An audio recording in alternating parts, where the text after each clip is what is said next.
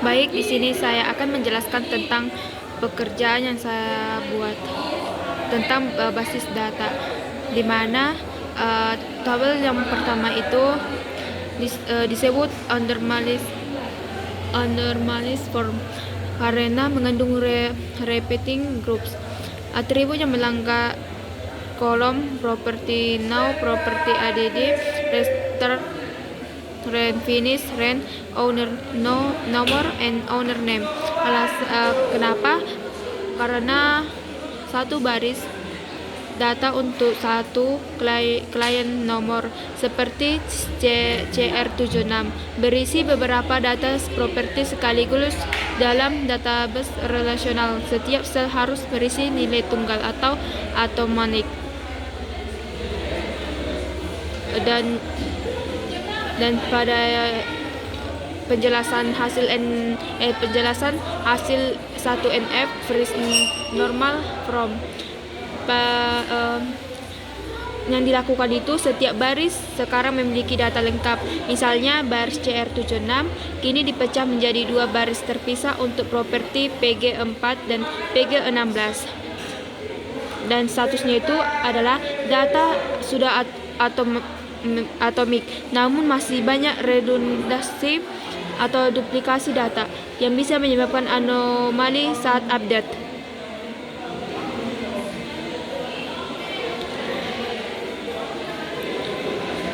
Dan penjelasan hasil NF atau second normal from. Berdasarkan tabel ini tergantung fungsional untuk menghilangkan partial dependency atau ketergantungan parsial. Atribut non-key harus bergantung pada seluruh primary key atau klien nomor tambah properti nomor. Klien nomor ini berisi atribut yang bergantung pada klien nomor. Yang kedua itu tabel properti berisi atribut yang berkaitan dengan properti, namun perlu dicatat bahwa di sini masih ada owner name yang sebenarnya bergantung pada owner nomor. Dan yang ketiga itu tabel rental, tabel transaksi yang menghubungkan klien dan properti beserta durasi sewanya. Tabel ini menggunakan composite key atau klien nomor dan properti nomor. Dan yang keempat itu adalah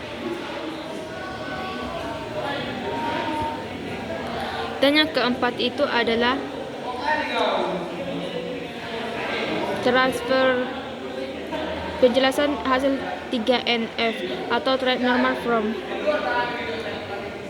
Tabel klien atau adalah mengunci data penyewa dan tabel properti itu sekarang hanya berisi properti nomor, properti ADD, rent, dan owner nomor sebagai foreign key.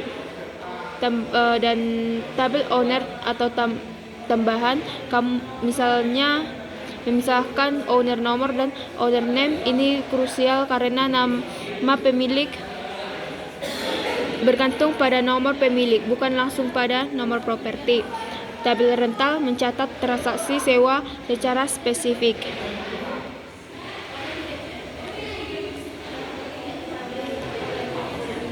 Jadi kesimpulannya itu adalah satu, menghindari anomali update. Jika nama pemilik Rosa berubah, kamu hanya perlu mengubahnya di satu tempat atau tabel owner.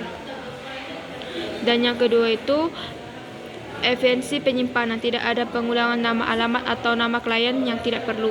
Yang ketiga integritas data, hubungan antara data terjaga melalui foreign key. Dan soal yang kedua itu di sini saya akan menjelaskan soal yang kedua, atribut yang kondisi tabel tidak normal atau UNF. Tidak normal karena memiliki repeating groups atau grup berulang. Atribut yang melanggar pada studi kasus 1, atribut seperti properti nomor dan rent memiliki lebih dari satu nilai untuk satu klien nomor. Begitu juga pada studi kasus 2, atribut project kode atau horse berulang untuk satu kode. masalahnya data tidak atomik atau satu sel berisi banyak data yang memicu redundansi dan potensi kesalahan pada manipulasi data. Dan tahap normalisasi freeze normal from atau 1NF. Setiap baris kini berdiri sendiri dengan mengisi kekosongan data sehingga tidak ada lagi grup berulang dalam satu baris. Second normal from 2NF.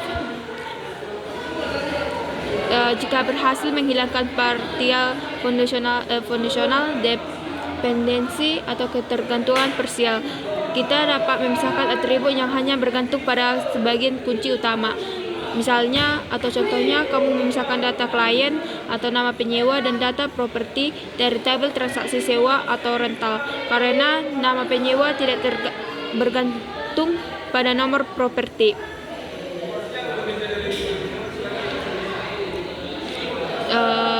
Dan trade normal from atau 3NF jika telah menghilangkan transitive dependency atau ketergantungan transif, atribut non kunci tidak boleh bergantung pada atribut non kunci lainnya. Hasil kerja kita atau mungkin misalkan dep head dalam ke tabel departemen karena dep head sebenarnya bergantung pada nama dep, bukan langsung pada kode karyawan atau e-kode. Begitu juga dengan pemisahan tabel owners dari tabel properti pada studi kasus pertama. Jadi kesimpulannya itu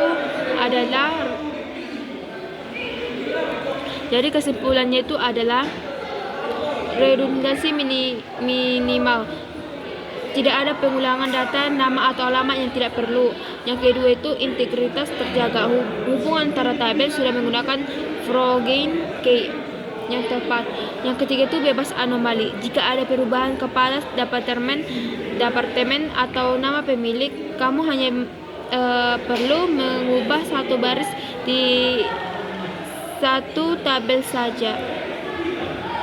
Sekian dari hasil penjelasan saya. Terima kasih.